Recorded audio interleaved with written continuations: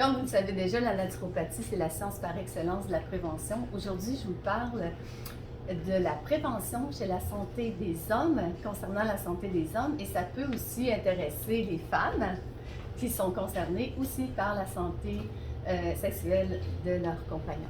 Donc, ce qu'il faut comprendre au tout début, ça va être un petit peu technique, mais c'est super important à comprendre, c'est que les hommes vont produire de la testostérone, vont aussi produire une enzyme qui s'appelle la 5-alpha réductase, et cette enzyme-là va convertir la testostérone en dihydrotestostérone. C'est important de prendre les bons mots, et j'y tiens, parce qu'en fait, pendant leur vie sexuelle adulte, les hommes vont produire autant de testostérone et ils vont convertir la dihydrotestostérone, et ces deux hormones-là vont être utiles s'ils sont en bon équilibre. Ce qu'on veut éviter à l'andropause, parce que l'andropause, c'est la ménopause des femmes. Chez les femmes, c'est la ménopause, les hommes, c'est l'andropause. On veut éviter qu'il y ait trop de testostérone qui se transforme en dihydrotestostérone.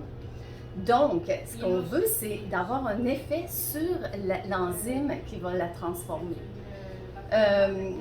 Qu'est-ce qu'on va voir arriver? Les symptômes les plus importants qu'on remarque chez les hommes qui ont trop de dihydrotestostérone, c'est un problème d'hyperplasie de la prostate, soit un grossissement de la prostate qui va amener des problèmes urinaires, soit une envie constante d'uriner.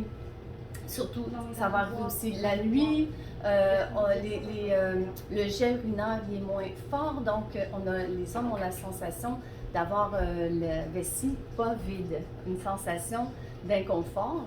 Et souvent, ça va réduire le sommeil, donc les hommes vont être fatigués, et ça aussi atteint la libido, parce que les hommes sont fatigués aussi, mais parce qu'il n'y a pas assez de testostérone.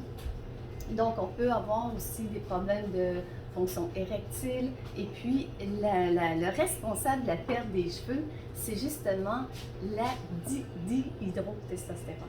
OK?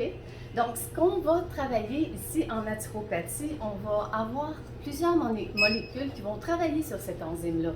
Donc, on veut rééquilibrer les deux hormones et avoir assez de testostérone au niveau du sang. Donc, la plante par excellence qu'on va utiliser, c'est le palminin. Le palminin va avoir une influence pour modifier ou diminuer la transformation et diminuer en fait la dihydrotestostérone. Je le dis souvent, et c'est bien de l'utiliser comme ça pour savoir ce qui se passe au niveau du corps humain. Donc, le palminin contient des acides gras essentiels, va aussi contenir des polyphénols qui vont avoir un intérêt majeur sur la diminution de la transformation de la testostérone. Et puis, ce qu'on veut aussi, c'est d'avoir un produit qui est concentré. On a beaucoup de plantes, des dizaines de plantes qu'on peut mélanger qui vont avoir une influence sur la santé de la prostate. Mais moi, je travaille avec trois molécules. La première, c'est celle-là. Pourquoi? Parce qu'elle est plus concentrée. Pourquoi? Parce que c'est un produit biologique. Et depuis une dizaine d'années que je travaille avec ça, c'est intéressant et très thérapeutique. On la prend une fois par jour. Les hommes, c'est facile. Pour les femmes qui veulent la santé des hommes, c'est facile de la recommander aussi à leurs amoureux. Donc, c'est une fois par jour.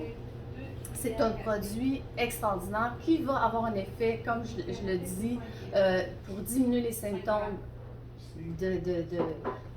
d'avoir envie toujours de se lever la nuit parce qu'on veut aller uriner. Ça va avoir un effet sur la libido parce que ça va garder une testostérone assez élevée au niveau du sang. Puis aussi, ça va avoir un effet sur les cheveux. Hein? On peut le faire en prévention chez les plus jeunes, ça serait vraiment l'idéal. Puis même chez les hommes qui ont des problèmes de santé à ce niveau-là, on peut aussi travailler au niveau thérapeutique, déjà quand les symptômes sont là. Un autre produit que j'adore, c'est l'huile de graines de citrouille. Celui-là, c'est un acide gras, donc les acides gras vont se transformer en hormones dans notre corps pour diminuer l'inflammation. Donc, on va avoir aussi un effet synergétique avec le palminin, c'est le fruit du palminin.